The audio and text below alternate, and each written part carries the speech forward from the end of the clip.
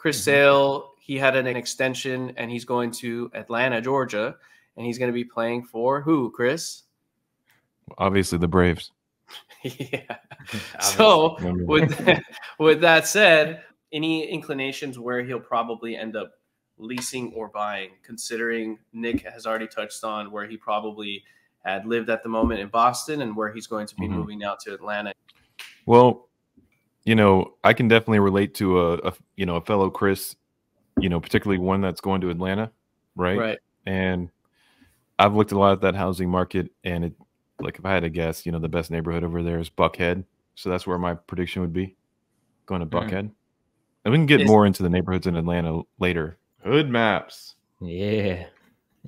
All right. So I just want to give everybody a warning. There's going to be some language here. So just keep that in mind. All right. The chip has already sailed with me. If you're listening. Specifically, if you look, I mean, pickpocketing central. Let me back out. It's a little hard to read. There's a lot here. A word salad. This looks like Nintendo, dude. Sort of a controversial topic to some people, especially anyone listening that's from San Francisco or really has that place that they love. But a lot of people have been giving not the benefit of the doubt to Buster Posey. 3 balls, 2 strikes, pressure is on. This is where we discuss real estate, property improvement, and business. Together, we'll strategize on how to win. Welcome to Full Count. Welcome back. Today, we're going to talk about baseball extensions and trades, especially those that are short-term, because as Walker Buehler has mentioned, it's pretty good for the industry considering baseball players have the ability to make a comeback within that time frame. So we'll cover that, real estate, where baseball players are choosing to buy and sell or rent, and then also San Francisco Giants. We see a bunch of crime, and a lot of people are giving Buster Posey a ton of crap that I don't think he deserves. So we'll get right into that. So it's been a while since we've had all 3 of us together. How are you guys doing? Great. I've been doing good. How about you guys? Yeah, I mean, I've been doing well. Seen better days, but getting there. What does that mean, Nick? What do you mean by that? Bro, I don't want to go into it. Okay. For me, I have some news I'll update later about what's been going on with me, but we got a lot of big things going on in my life and for the podcast. But we'll talk about that later. But Andrew right now is going to get into the first topic, which is the trades and extensions that have been occurring. A lot of them we've been seeing like 1 to 3 year deals going on. And when you have like a short-term trade in baseball, players tend to not think long-term, obviously, when it comes to their housing situation. So a lot choose to rent over buy. So we want to touch on that and how it's been helping the game of baseball with these short-term trades rather than the long-term trades and how that affects people's judgment, right? So first off is, I think one of them was Chris Sale, right? Chris Sale, he had an extension and he's going to Atlanta, Georgia, and he's going to be playing for who, Chris? Obviously the Braves. Yeah. So with that said, when it comes to the Braves, any inclinations where he'll probably end up leasing or buying, considering Nick has already touched on where he probably had lived at the moment in Boston and where he's going to be moving out to Atlanta. Any inclinations on that? Well, I can definitely relate to a fellow Chris, particularly one that's going to Atlanta, right? Right. And I've looked a lot at that housing market, and it, like, if I had to guess, the best neighborhood over there is Buckhead. So that's where my prediction would be, going to Buckhead. And we can get more into the neighborhoods in Atlanta later. So Nick, Chris, at that time you weren't with us at the podcast that we did about Shohei Ohtani, where we essentially said he's probably going to choose Newport Beach, Harbor Ridge by Mike Trout, or there's a potential he can go into Irvine. But considering Robert Stephenson is there for 3 years and he's not as big of a player like a Mike Trout or Shohei Ohtani, I think if he's being conscious about, how much money he's got to put down and whatnot, I think Costa Mesa, so this area right here, on East Side Costa Mesa to be more particular, I think in this select area is probably going to be his best bet, which is touching adjacent to Newport Beach. The other location would be Huntington Beach, which is a beach city, as we all know. And that's another area that's more affordable than Newport Beach. However, if he really wants to put more money down, then he'll want to go to Newport or Irvine, kind of like Shohei Ohtani.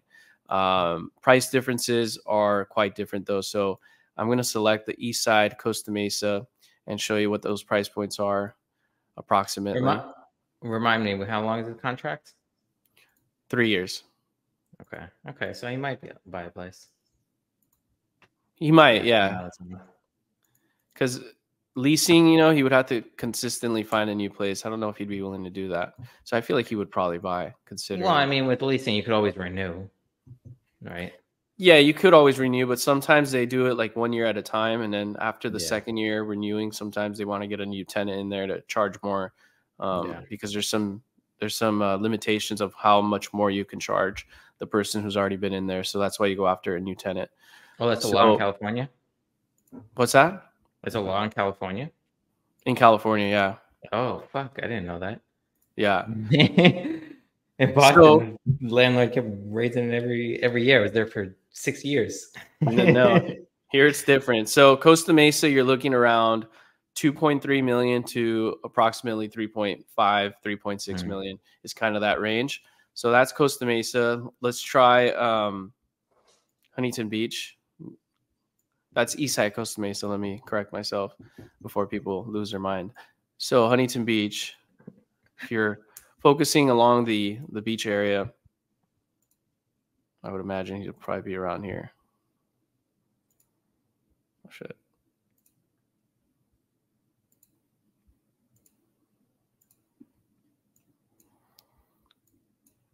He's going to get a yacht and just put it off the coast.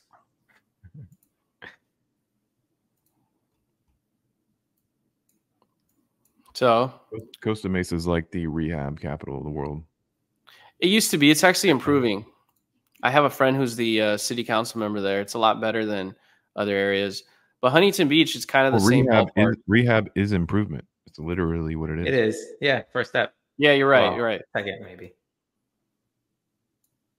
So that's Huntington Beach. So essentially the payments aren't, in terms of price of the home, is not too bad. It's pretty equivalent to the two. If you're trying to go into Newport Beach, you're going to be looking up in the $6 million range. So that's kind of my prediction. Costa Mesa, Huntington Beach.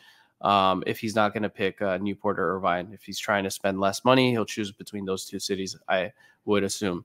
What do you guys think? Hey, I think it would be foolish of us to go against you in your hometown. Yeah, I think so. Yeah, I agree with that. But just because it's my hometown doesn't mean Orange County. All right, I'll pick a random. It's Santa. Is it Rosa? Wait, what is Santa it? Maria? No. Santa Monica. Santa Ana? You mean? Santa Ana. Santa Ana. There it is. Okay, but now you're just like guessing something that's like. I told you, yeah, I'm not going to go against you. Okay, fine. But I will guess. He's definitely not going to rent in Santa Ana, I don't think. I mean, it's on the Amtrak. It's closer to San Diego. Well, you also got to consider, is it closer to Anaheim? Yes, it is. So I doubt he'll buy in Santa Ana, but maybe if it's bordering Costa Mesa, maybe Santa Ana. It's going to be sad though if I win this one. I mean, that's going to be devastating. On the south side. I mean, especially with you like just throwing out a name. So I agree. What's the next one? Next one is let's go to the Dodgers, right? We got to go back to James Paxton. So he only got a 1 year deal, so $11 million. It's still quite a bit. I think it's safe to say if he's doing a 1 year deal, he's probably not going to be buying. He's probably going to be renting. Yeah. Right. And if he's going to be renting, he's probably going to choose somewhere closer to the stadium. So I would say around Studio City, the Valley of Los Angeles, Studio City, Encino area. A lot of ball players like to, especially the Dodgers, they like to purchase or lease there because it's convenient and close to the stadium. There's also Los Feliz, which is closer, and Hollywood Hills. But that's my prediction. Studio City, Encino area, the Valley, basically. Okay. Hey, for anybody who's curious, what tool was that you were using? It wasn't the MLS, right? That screen I was sharing earlier, that's the MLS. Yeah. Yep. Oh, okay. That is MLS. There's different versions for different agents, though. So all MLSs are a little bit different. I'm using one called Claw MLS. So there's also the another one, CR MLS. So they all have different interfaces. But from my experience using CRMLS and the regular MLS Claw, I find Claw a lot better on the user interface, in my opinion. Okay. Since we're talking about tools, do we want to bring up Hood Maps? Hood Maps. Yeah. So Hood Maps might be a place for players to consider looking into if they're trying to prevent themselves from being in a situation where crime or homelessness may happen, I would imagine, right? As an agent, use crimemapping.com for my clients. Yeah, I mean, not only for players, for anybody looking to buy a house or even rent in an area, to look at the crime. Where do we want to go right now? Let's look at Atlanta. Atlanta, okay. Yeah, let's look there. It's really easy for me to look at San Diego because I can really kind of. Okay, San Diego then. Okay, there we go. Let's go San Diego. But I do want to so we'll do both because I can kind of talk about a lot of the stuff that I see and confirm it. In Atlanta, I'm just like relying on it a little bit too much, Mm-hmm. But let's check out San Diego. I'll pull it up in a second. Okay. So to recap, so we got Hood Maps, we got Crime Spot. You said Andrew. Crime Mapping. Crime Mapping. And may I preface on one thing real quick? Yeah. Law enforcement, so police officers, for whatever reason, in my experience in Orange County and Los Angeles, they recommend people use that website over others. Not sure why. I think it's more so it's real input from actual crime that went on where law enforcement had to record it. Right. So I don't know if Hood Maps allows like pretty much anybody to just input whatever they saw. Right. Like, I think it's kind of like it's voted on, right? It's not just directly you can go drop in there. It's like people liking it and Right. We're gonna go to Atlanta because for whatever reason I've been having a problem getting San Diego to pull up all day. I don't know what that really means. That might mean something like people were abusing it, Yeah. But or overabundance of crime that's crashing it. No, but the other one I wanted to mention is Spot Crime. I've used that before, and that's also recorded crimes. Okay, spotcrime.com. I believe so. Yes. Cool. Give me a second. I gotta approve this. You got MFA on Hood Maps? Well, it's Mac. Mac wants to give me the opportunity to agree to everything being shared at all times. Don't get hacked by going to Hood Maps. Yep, exactly. Choose what to share. Let's go to Atlanta neighborhood map. All right, so I just want to give everybody a warning. There's going to be some language here, so just keep that in mind. All right, the chip has already sailed with me. If you're listening, Specifically, if you look, I mean, pickpocketing central. Oh, let me back out. It's a little hard to read. There's a lot here. Word salad. This looks like Nintendo, dude. I mean, so you got Young Thug's neighborhood over here. Okay. You got drag queens. You got churches. Smelliest part of Atlanta. Pickpocketing central. Red light districts. Also heard in Ludacris' song. I thought he was talking about Amsterdam, but he was actually talking about Atlanta the whole time. If you were born in 1985 to 2000, come on. That's hilarious. It's cool. Quiet area until it ain't. I'm not going to repeat this one because I don't want the algorithm to take us out of the mix. Yeah. Let's not have that. Used to be good. Now straight up hood. This is interesting. A little rhyme going on. You got the hood side and then you have the clan. Oh. Man.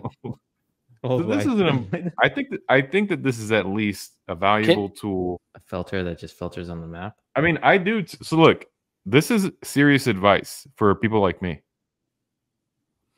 You see what I'm saying? Yeah, this is definitely crowdsourced for sure. Can you zoom in because it's very hard to read. Let's see what it looks like when you zoom into an area. Oh, zoom in. So I've been zooming out this whole time. So let's zoom in. Oh wait. Yeah, it's a little bit better. Thieves. Okay. Students during the day, no one at night. Bars and gentrification. Look, let's be honest. Okay. I know gentrification in a lot of contexts is is see, look, And you can upvote it hospital or you go downvote to it. when you get shot. Oh, upload or upvote So or that's how downvote. these things Yeah, are it's like crowdsourced. approved, right? Right. So So it's a look, user experience voting. when you're being empathetic and you hear the word gentrification, you're like, okay, this is terrible, right? But when you're buying places, how does that make you feel? This neighborhood is gentrified. You guys don't have to answer that question. Oh, whoa, look at this. McMansions. Mansions.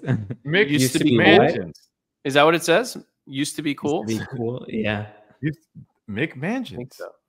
Look, Virginia Highland, marginally less douchey than Buckhead. Interesting. Okay, so these places like give a title of the description of that particular area. Yeah. Right. Yeah. Okay. So it's like vague but helpful for some people. Just to know, I guess me as an agent, I could never send this type of No. You could never send this website to a client. What I will tell you is, nor would I. One of your last checks to move to a place, you should use this. Yeah. Yeah. You know, there you go. I guess that's Chris's advice to whoever's watching, listening. If you're going to be moving to a new I have location. a lot more advice than that. Don't be. No, we got another 3 hours, Chris. I'm not just hood maps. You know. No. What else are you? I'm a lot more than hood maps. There's a lot more to him. He's like an onion. Are you Google Maps? You know. Yeah. Right. All right. So I think we got that pretty situated now, right? Andrew, you don't like hood maps, do you? I think so. No, I do like hood maps, actually. It's pretty, it's funny. I think it's cool, but would I rely on it for myself? No. But I think it does give you an idea. Now that you have hood maps as a resource, like you would never use it? I would probably look at it. Yeah, for sure. I think it's helpful. It's a tool that you added to my toolbox, I guess you could say, but it's not something that I would definitely, like I said earlier, give to clients. Yeah. Maybe do a cross check. I think if you saw the hood maps version of a place that you grew up in, it would mean a lot more, and you'd be like, "Oh yeah, that is what everybody says about that." Right? No. I totally agree. I mean, I've seen on TikTok or somewhere on Instagram there was a meme going on, or a photo or a video showing LA and like New York, the different like how they're kind of similar. They were calling certain parts of Los Angeles similar to like Manhattan or Long Island, so it's kind of equivalent to that hood maps in a way because it's funny. It's like a satire the whole way, I guess. Yeah. Kind of like those videos I sent you. I forgot who the Instagram handle is, but oh yeah. when my cousin from LA. Right. Yeah. In New York. Yeah. Those are great. Okay, so going into now sort of a controversial topic to some people, especially anyone listening that's from San Francisco or really has that place that they love. But a lot of people have been giving not the benefit of the doubt to Buster Posey, who is now part owner of the Giants, who used to be a Giant catcher at one point until he retired. And essentially, I was listening to a podcast by Trevor Plouffe, I think is his last name, or how you pronounce it, Plouffe. He played for the Twins and he retired. And now he has his own podcast. And he was talking about how the Giants have a hard time at this moment to recruit new players. They were trying to get Shohei Ohtani, but of course he chose the Dodgers. And even though they may or may not have the money to get these players, I think for the most part, the Giants do. But the overall thoughts of San Francisco is not as great as it used to be like back then, right? So they're having to go above and beyond.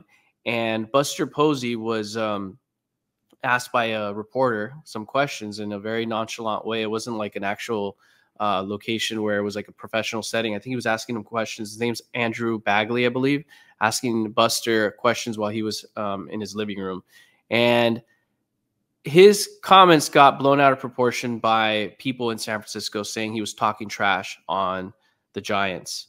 I'm sorry, not the Giants, San Francisco. So I kind of want to show you what he said, but at the same time, I want to show you what the baseball operations manager had said as well. So that's kind of how all this blew up in general. And this was a big story in December, just a month ago. So, after you play the video, I've definitely some opinions. I'm not playing a video though. But you're not playing a video. Oh, okay. So I completely agree with what he was saying regarding the quality of San Francisco, and that they should definitely leverage for any baseball player going to any player going to any city. should leverage the network that they would build by being there, right? I mean, they are a celebrity. Any sports player is a celebrity, right? So they should be able to bring in, like the example he was using, to bring in all the tech CEOs and have them do, you know, like a networking session with all these tech CEOs. Trevor Plouffe said that. Yeah. Right. Exactly. In order to incentivize them to take the deal for that city, right? And for that team, which makes encouraging sense. These techies to go to these baseball players and tell them why they should come here. Right. Yeah. I mean, that's the case for anybody taking a new job in any new city, right? I mean, Chris, don't you have some like networking perks on meeting new people? You were talking about networking. I heard everything else. Yeah. What did you say? So you're going to be moving to Atlanta, right? For a career opportunity. Right. Was there any factor that weighed in that had to do with networking or the people that you would meet or work with there in Atlanta in your decision? Well, I'll put it this way. I'm going to support the career of someone I care a lot about, and I'm sacrificing my entire network. And that is a big consideration, but it's not really consideration because I'm going to do it anyway. But I do know going there now without knowing anyone is kind of terrible. So to answer your question, so yeah, but okay. So their decision, right? Your fiance, girlfriend. It's both our decision, but it's going to be a great. We're going to be doing better than we are now. Put it that way. Yeah, better opportunity. I guess you're looking for an answer, Nick. If there was any other outside factors besides career to have someone want to consider moving to a particular area. Yeah, no, it's big. Who you know is right. They used to say something like, people say something like, it's not, you know, we've all heard the phrase, it's not about what you know, it's about who you know. And they used to say like 100%. It's like 30%. I think it's more like 90%. If you can know someone at a company, you can do a job you're not qualified for. Exactly. Just because they know, like, okay, this guy isn't going to cause problems in my organization, or girl or woman, they're not going to cause problems in my organization. I'm going to bring them in. That's the number one thing I look for when I hire people is like, how are you going to fit in with the team? Are you going to cause problems? Am I going to get sued? These are all the questions I have by meeting someone, you know? Exactly. And if you know someone, it's different. Yep. Rules and laws are only there. And if you know the right person, you can get around. Right. And it's not only who you know, but it's who knows you as well. Right. Exactly. If you have, like, look at all these influencers, have a bunch of people who know them. And all they have to do is put out there, oh, I support, you know, this, I support that. Yeah. And then boom, they're making buku amount of money. Right. Yep. But with baseball players, they're looking outside of just the contract and the money and the time being there. They're looking at like lifestyle and safety, especially for their wives too, or partner, whoever it is. Because I saw in regards to the whole Buster Posey situation, there was some anchor people talking about how why does it matter to baseball players where they're going to be moving into if they're going to be behind a guard gated area? But the reality is they need to obviously leave their home, right? They need to go to the grocery store. When the ball player's at the field or they're traveling, their wife is going to be left behind and they're going to have to go fend for themselves and go get groceries or whatever, or just go out. I mean, do you really want to think about safety? I don't really think so. I think people want to be comfortable. So that's why the baseball of operations, let me pull it up now. Every location has a price. Right. Yes. That's why the baseball operations guy, he first said this before Buster Posey got into the hot seat, because this baseball of operations, Farhan Zaidi of San Francisco Giants, he got a lot of pushback as well. But basically he said about San Francisco, I'll read it now. He says, open quote, I think it's a little bit of a polarizing place among players in terms of the desire to play there. There is sort of totally independent of the competitive situation, but geography, politics, whatever. When we're doing our research on free agents and we find that players aren't happy that even coming into town for a 3-game series, they're probably not going to be excited to play there for a long time. So I think that's part of what fueled our strategy of targeting guys with Bay Area ties. Free agency is really, really competitive, especially at the top of the market. Even when you think you can sign a player, probably not. That's just how it works. So when you don't think you're going to sign a player, you're definitely not going to sign him. So there you have it right there. He technically is showing how, you know, the free agent market is competitive to deal with. And if they're uncomfortable about going to a specific place, if they have no ties there, then they're not going to be going there. Right. And that's why Trevor Pluff was saying that maybe they can open up some type of connections with the tech people in San Francisco to convince or convey a better message to these baseball players that come in there. But at the same time, a ton of tech people are leaving San Francisco because of the crime and the homelessness, and they're being told not to go to the office because of stabbings and whatnot. So I think this baseball operations guy had a point, but the problem is a lot of people from San Francisco gave a lot of crap to this guy and were upset, and they were thinking on emotion. And because they feel like these guys are bashing on their fellow city, and they're obviously upset.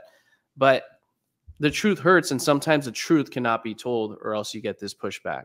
So whenever somebody insult, you know, San Francisco, meaning, and this is somebody that lives there, right? So when they talk about the crime of a city, you know, who are they directing this criticism towards?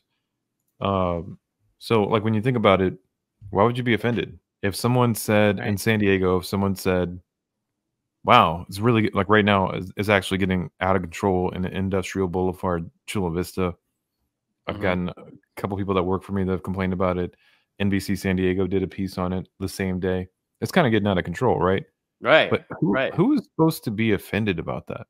I mean, if you're the mayor, I get it, right? Well, people, dude. You should feel responsibility, but the citizens of Chula Vista or San Diego shouldn't be like, well, this is insane that NBC is saying it's currently not safe for us. Like, you know? And so I feel like if you're getting offended about it, I mean, the only thing to come of that would be good for you, right? Is if someone's more concerned about your safety because you have high level, you know, celebrities talking about it, that would be good for you if it's a little bit more safe, no matter what, right? Am I wrong? Yeah, I mean, you just got to look at the data, right? I mean, if you were looking, so for example, like in Boston, right? If you're living in close to Meth Mile, that's a pretty ghetto area, and there's a lot of crime there because there are a lot of, you know, drug addicts or recovering drug addicts, right?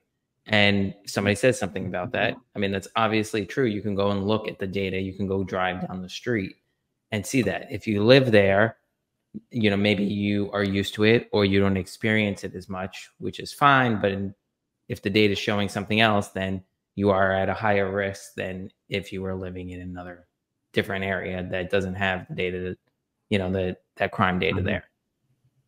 And that's what I've always been worried about that with San Francisco, because you do see all the videos, and I will say there is that poop tracker or whatever. But I've always been concerned that I've been a little manipulated on these clips that come out. Maybe I'm not. I'm like, that's the thing. I don't even know, but I have been there. I will tell you, bad, dude. From a sports perspective, like, you know, so I've been to Candlestick Park. I've been to, I think it's Santa Clara. Is that where the NFL stadium is now? I forget the name of it, but I've been there. You know, I've been there during a Super Bowl. There is something magical from a sports perspective in San Francisco playing for the Giants. And if there are people that are not wanting to play there because of the condition of it, I will say that does speak volumes, especially if they've been there, because there is almost a magical feeling during sports games. People in like kayaks and stuff waiting to catch baseballs, you know, on the outside of the park, right? It's a good sports town in my opinion, but I haven't been there in at least, I don't know, 5 years. So that's when they say a lot of changes. Well, the data is saying the crime is rampant, the homelessness is getting worse, and it's the #1 spot in the country where the homelessness is the worst. And I think a lot of these San Diego, but San Diego isn't too far away either, but it is worse than San Diego. And the problem is the way. So San Diego crime, like San Diego to me, coming from New Orleans, San Diego doesn't. It's San Diego. The areas of San Diego that are bad are only bad at dusk. No, I agree with you. I don't think San Diego is like, you know, very comparable to San Francisco in crime. What I was getting at was the homelessness, though, because what I was trying to say, it's also based on geography too, because a lot of major cities like LA too, San Diego, you have such a big city in a way that you're able to just not see it by just not going there. But in San Francisco, it's a 49 square mile or something like that, 7 miles by 7 miles. And they were just saying how you can't really escape it, really. You're kind of in there. And that's the problem. So, but the thing is, by not being able to hear it and without, being upset of hearing the reality, and the data speaks for itself, I think that's why San Francisco is not getting better, because a lot of the people that got offended are from there, and they just don't want to, feel that that's the reality, but it really truly is. Same thing with like a lot of these tech people or people that might be living there. They hate hearing that, but that's just the reality. And I think it's a matter of just not coming to terms with the truth. So sometimes it's best to not say anything, but the baseball of operations said something. Buster also said something equivalent to that. But to be fair to him, he said the perception. So people misread or didn't hear it properly, what he said, which I'll cover right now. And because of that, people are giving him a bunch of crap for it. But let me go ahead and read that for you and share my screen here. But I think his main point was just, it wasn't the whole crime piece. It was leveraging the other benefits of somebody moving there, like leveraging the tech CEOs, right, and networking with them. That was the main point. You're talking about Trevor Plouffe. I'm talking about Buster Posey right now. Trevor Plouffe. Anyway, just to not get people confused. Everybody confused. Sorry. It's okay. I'll let it go right now. Oh, okay. Thank you. All right. Just to give some context here, Andrew Baggerly is a reporter who was interviewing Buster Posey, and he asked him some questions about, overall bringing talent to San Francisco. And Buster Posey was giving his feedback in a very nonchalant manner. He's not a PR strategist by any means, but he is a professional now that he's off the field. He's no Dana White. Yeah. So this reporter is actually a pretty good reporter, in my opinion, because he's trying to give context back to the audience of people that are kind of, going off on this guy when they probably shouldn't. So it goes, what Buster Posey did and didn't say about San Francisco. And this is what it's about. Let me go here. Actually, let me first mention what Andrew had said. Are you speaking in third person? I know. This is what the reporter Andrew said, and this is why he wrote this piece, because he was upset that people misconstrued everything. He goes, there are a few thoughts I'd like to express about Bustergate. That's what they're calling it. Seeing as I'm the only one who interviewed him and wrote the story, that I can only assume many didn't bother to read in full before reacting. So my editors and I thought it might be a good idea to tackle that topic and any other topics on mind of the readers. This is what he actually said, Buster Posey. He goes, something I think is noteworthy, something that is unfortunately keeps popping up from players and even the players' wives, is there's a bit of uneasiness with the city itself as far as the state of the city with crime and with drugs. Whether that's all completely fair or not, perception is a reality. See, he said perception. It's a frustrating cycle, I think, and not just with baseball. Baseball is secondary to life and the important thing in life. But as far as a free agent goes, I have seen that it does affect things. So he didn't go out there and actually bash San Francisco, but he did say perception matters. Of course, perception matters. I mean, look, but it was unfair what they did to him by talking crap on him. I mean, look, I think what you got to do is you got to first really focus on your value system.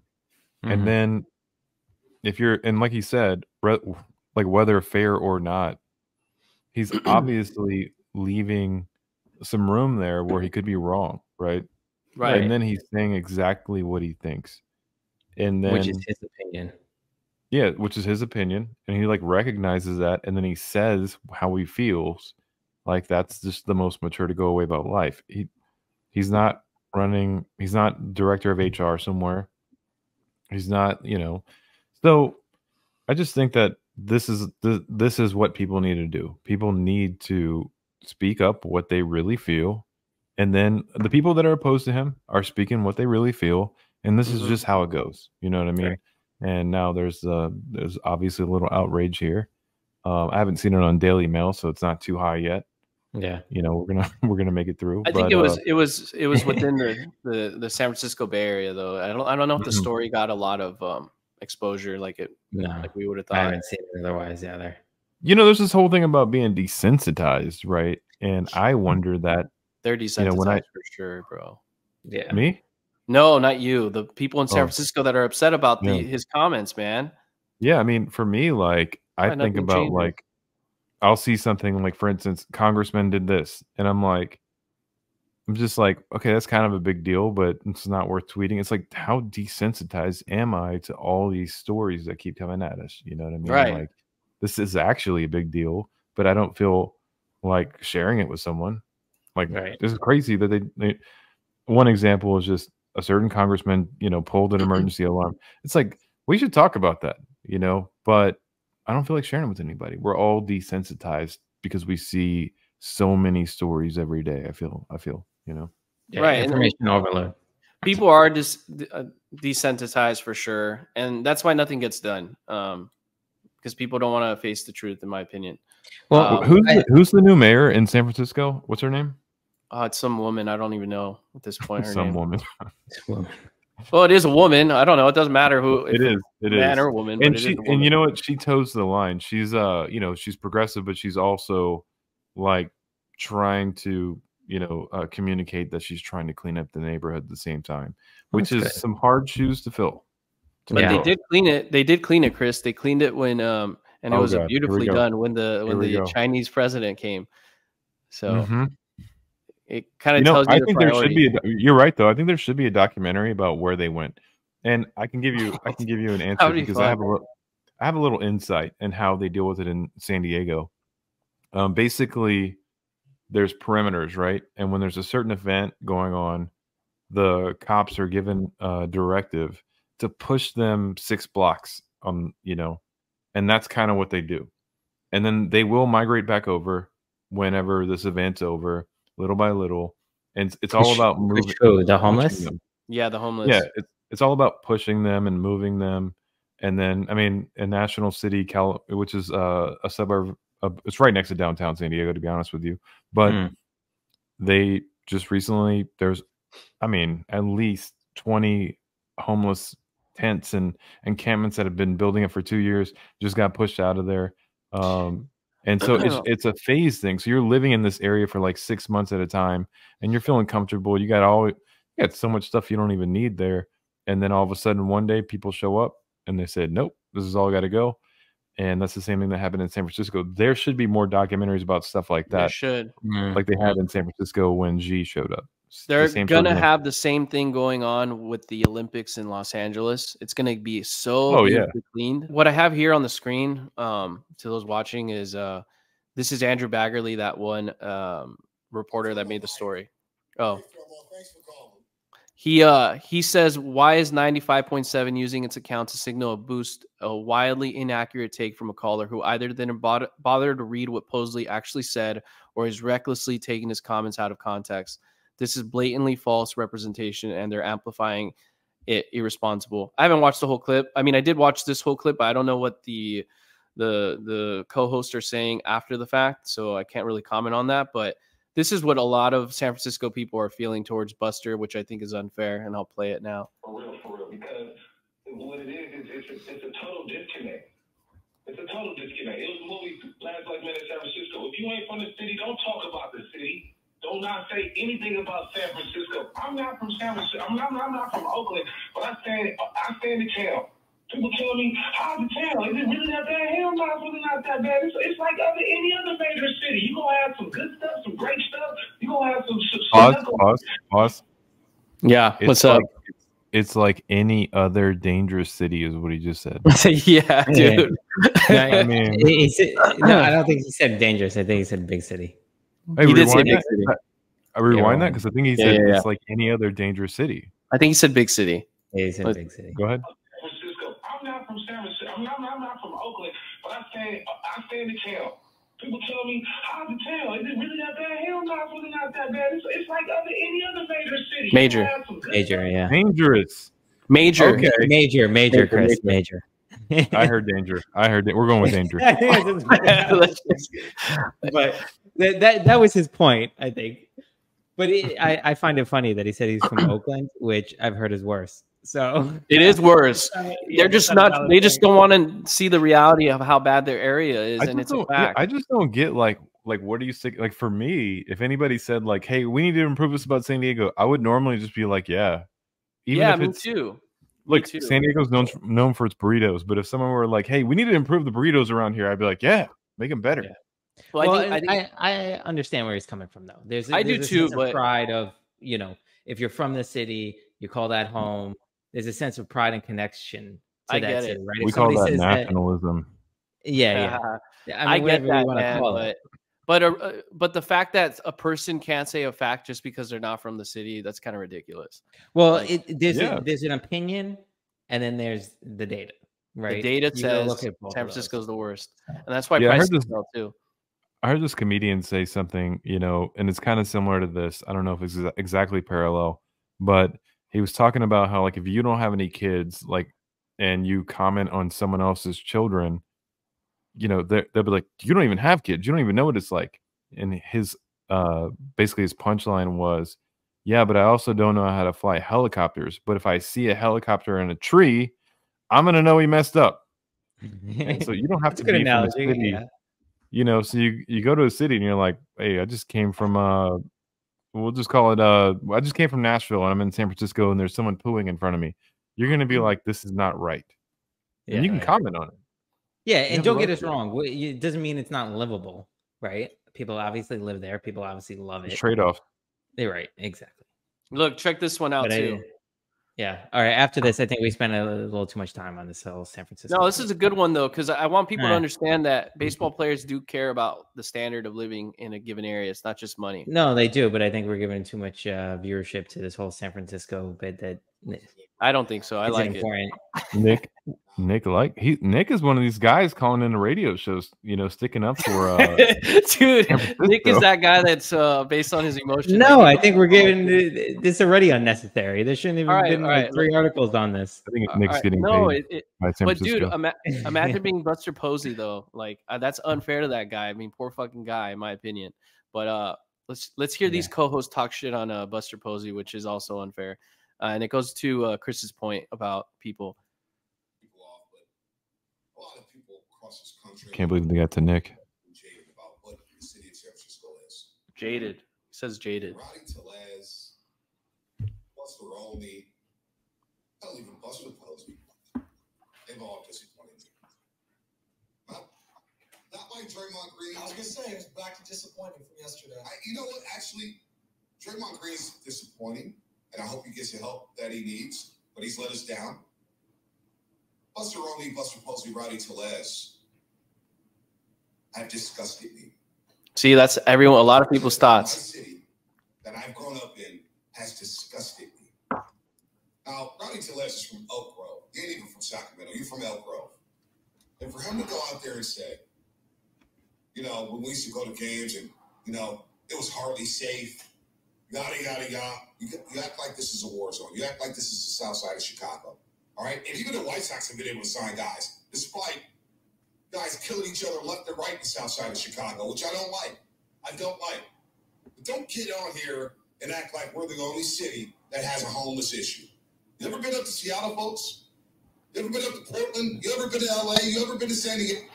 All right, so just to kind of give him some that whoever that guy is, I mean, in a way, he is kind of right in that regard. Let me jump in here real quick. But I want to finish my point before I forget it. I will forget it. Trust me. I'm going to interrupt you like you interrupted me earlier. You can interrupt me. Go ahead then. Say what you want to say. Buster Posey helped 3 San Francisco Giants championships. That's true. Yeah, that is true. He gets some respect, a right to say whatever he wants about the city. Right. Look, I'm a Padres fan. We don't have any championships. If we did, they could say whatever they want, you know, about the city. I mean, that's the bottom line.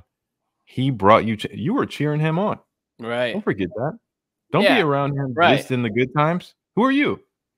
That's what I got to say about that. I totally agree with that. That's why fans are ruthless, dude.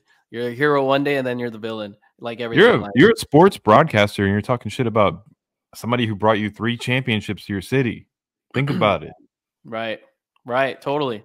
But he was also ragging on how many other cities too. So, and he's got a good point. That's what I want to say. To be fair, he is right about that, about other cities being bad too. But San Francisco, the data shows it's worse. And then from Andrew Baggerly's wait, which data?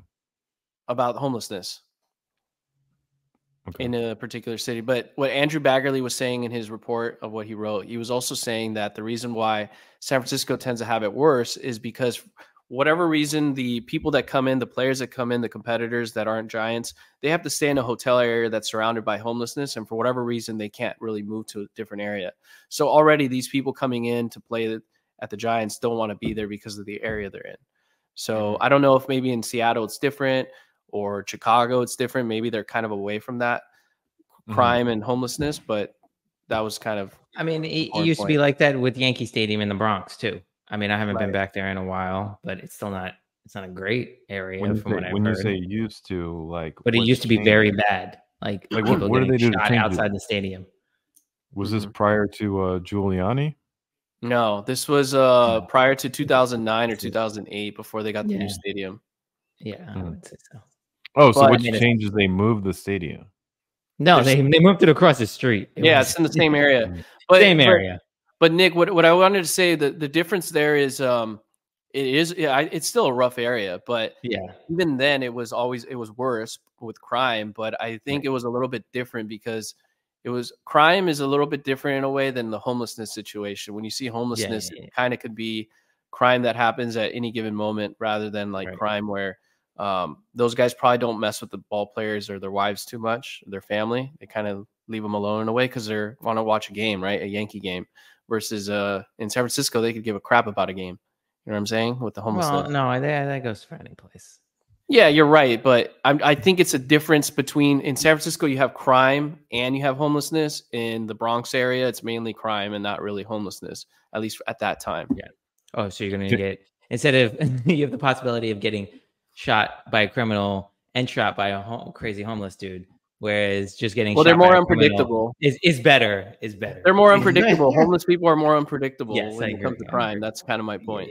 Yeah. Can I give the final word on this topic? Yes, go for it. If the citizens of San Francisco are very passionate about how there's nothing wrong in the situation with their city, then that's fine. And they'll get what's coming to them with no change. Yeah. They'll reap what they sow. Or not. Maybe they won't. Maybe they're right. It's up to them. But they're not asking for any change. They're happy with how it is. So good luck. Good luck, San Francisco. Even though I used to think you were a beautiful city.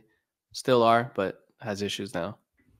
I'll give you guys a recap of my experience in San Francisco. I mean, look, I loved it. Don't get me wrong. But I remember this one moment. It's forever in my brain where I didn't have like any cash or change on me. And I was it was late at night. We were coming from a club, and this guy said, "Hey, do you have any change?" And I said, "I don't. Sorry about that, brother." And he said, "You're not my brother. Don't say that." And then I was just like, in my head, it was just such this weird dichotomy. I was just in my head. I was just like, I'm glad I didn't give you anything, you know? Right. Like being salty. But at the same time, I respect where he's coming from. He's just lashing out at everything, you know? But I get it. He's got a terrible life, but it's just I just remember that moment. Just, you're not my brother. It's like a second ago you wanted something from me, but now I'm not his brother anymore. You're disposable. I mean, dude. I don't think you were his brother before. You're saying I was never his brother. I thought we were the whole time. No, I just broke brother. In your head, maybe, but no. Sorry to. I was a poor brother wearing American Eagle. You know. Yeah. Right. Okay.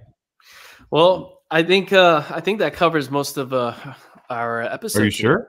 Yeah. Are you sure? I don't know. Well, if any homeless people want to get out of homelessness, find Taylor Swift and where paparazzi taking pictures of her and just get behind her somewhere in the background and you'll be set for life. Right. You know, I think that's a good point because look, anyone who's really humble, like I know I am humble. I know like on Christmas when I'm driving past, you know, homeless people or something, I always realize that could always be me, you know? Mm-hmm. And it's tough to acknowledge that, right? That could always be us. And there's someone who works for me that was homeless at one point. And I used to think that if you were homeless, you were condemned that the rest of your life. But I don't think I don't think that is true. Especially with, like, right now, there's ways to get out of it. And that is the truth. There is a way to get out of homelessness. I don't know the path. I know you got to get on a list to where you can get your mail sent to someone's house, but it sucks. I could never imagine not having a roof over my head. So, I think it's important to point out. No, that's a very valid point. And it's there's life throws a lot of shit at you. I mean, I think, what is it, Rocky V, Sylvester Stallone, one of like his famous quotes: "Nobody's gonna hit you harder than life," right? And I mean, some people just get fucking hit and hit and hit and hit, and they get knocked down, and then they just say F it, and they end up in eventually in that situation, whatever the reason is, whether it's like health issues or mental issues or just life hit them so hard that, and so many times. Right. But I mean, there's always a way, especially in this day and age, but you just have to identify and really cultivate the strength. And I think that's probably the hardest part, is just to cultivate the strength to get out of it. Right. And to start making the steps towards it. And the way to do that is not being on drugs. That's like the way to get out, probably. Exactly. That is a big problem, and I'm just, while you were saying that, I'm looking at, I know a lot about Andrew's backstory, where I know Andrew, obviously he's got a huge drive, but he's got an amazing family support system where if things didn't work out for him in his relationship or anything, they take him back in. He's got that back door, but he doesn't abuse it. He also is a go-getter. He's always driving to get more, right? So that's why they'll take him back in, because he's always driving to get more, regardless of the fact that he's got this card in his back pocket that he could use, right? And I appreciate you saying that.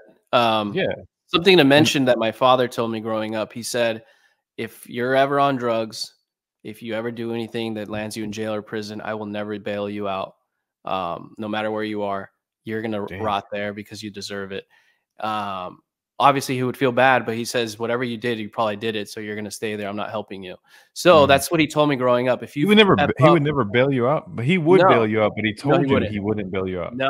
I know my father, dude. He would not bail me out. And I think that was good learning experience growing up, because whatever he said, if you got a DUI, do you truly, I met your father. He's an amazing person. Great singer, by the way. Do you truly think if you got a DUI, he's not showing up to get you out of jail that night?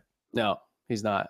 I disagree. I feel like he is. You know why you guys are wrong? Can I tell you why you're wrong? I'm glad that you believe it. Yeah. No, you're wrong. And I'll tell you why you're wrong. My mother's father was killed by a DUI driver. My mom, if you F up with the DUI or anything, she didn't tell me. I don't remember exactly what she said, but it wasn't a very nice moment, I guess, because she was telling me, because I always wanted to go into that law enforcement. So I've always was treated by my father, very nice guy, but he was very hard and stern on me. And I think that's why I'm telling you what I'm telling you.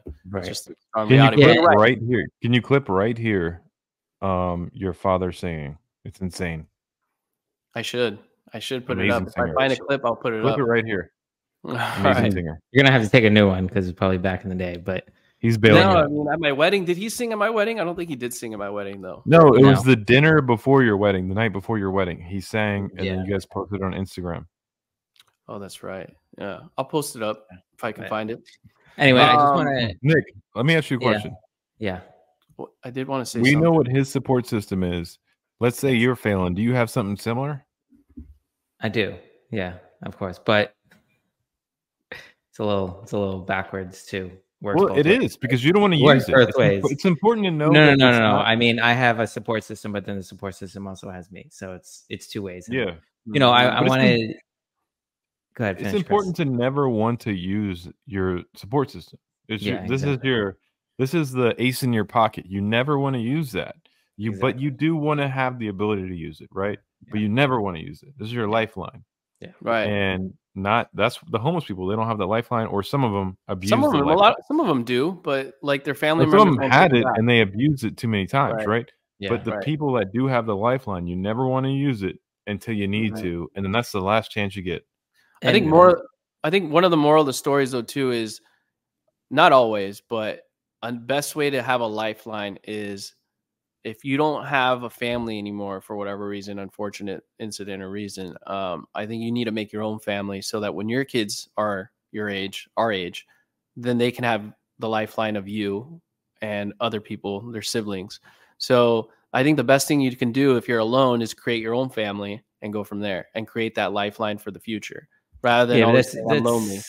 Yeah, but that's hard when you're not in a good situation yourself. You can't create, anything. I'll tell you what I've learned from this podcast.